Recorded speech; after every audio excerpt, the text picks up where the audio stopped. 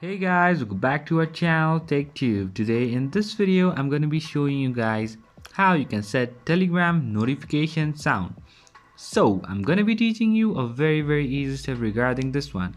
And if you have any problem or any queries within the process, just let me know in the comment section right away.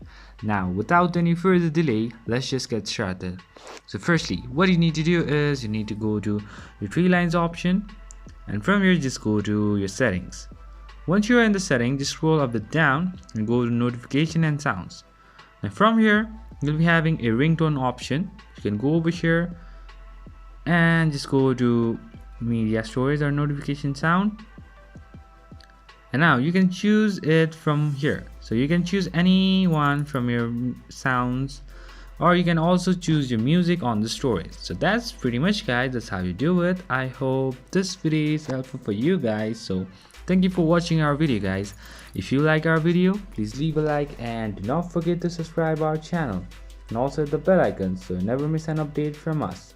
If you have any queries, just let me know in the comment section right away, and I'll see you guys again in our next video. Till then, stay safe, guys. Thank you for watching.